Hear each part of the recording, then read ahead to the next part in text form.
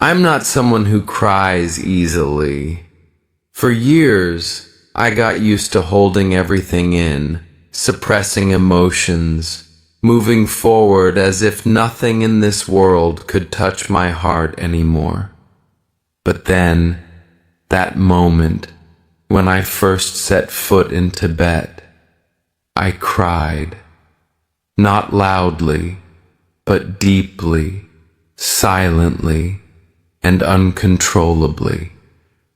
And today, I want to tell you the story of the journey that led me to those tears. I didn't come to Tibet as a tourist. I came because I needed healing.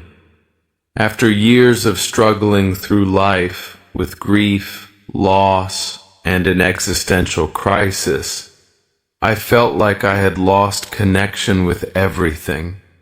I needed a place far enough away to finally hear the voice within. And then, Tibet, called the roof of the world, appeared to me like a sacred invitation. The flight from Kathmandu, Nepal, to Lhasa was one of the strangest flights I've ever taken. As the plane flew over the Himalayas, I saw snow-covered peaks stretching like a piece of heaven. I remember pressing my forehead against the window, and in that moment, something stirred in my chest, as if my soul was slowly waking up. When the plane landed in Lhasa, I couldn't say a word. Not because of the thin air, but because of something deeper, something moving inside me. But I didn't cry at the airport, nor at the hotel. I cried when I stood for the first time at the foot of Jokhang Temple, the most sacred temple in all of Tibet. I saw hundreds of pilgrims prostrating on the cold stone ground, repeating the same movements over and over for hours. Some had traveled for thousands of kilometers on foot, bowing every few steps just to reach this temple. Some had lost a leg, but still pressed their foreheads to the stone floor, with a faith that couldn't be shaken. I stood there, small and overwhelmed, in the midst of that crowd. And suddenly, the tears came.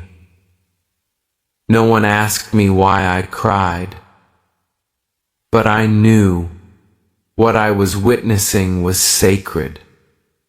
It was real, and it touched something deep inside me. It was faith, something I had lost long ago. That night, I sat alone by the window in my hotel room in Lhasa.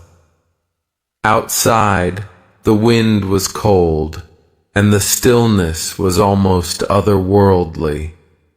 The sky was full of stars, as if I could hear the whisper of the universe.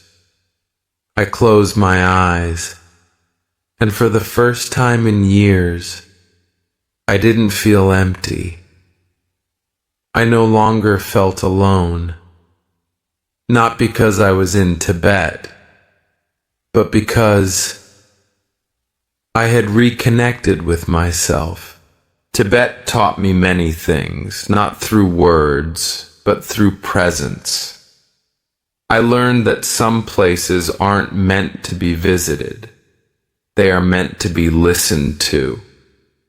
I learned that faith isn't something you find in books. It lives in each breath, in every grounded step. And most of all, I realized that sometimes you need to travel very far just to come home to yourself. When I left Tibet, I didn't bring back souvenirs. I didn't take too many photos. The only thing I brought home was a softened heart, a soul that had finally been touched.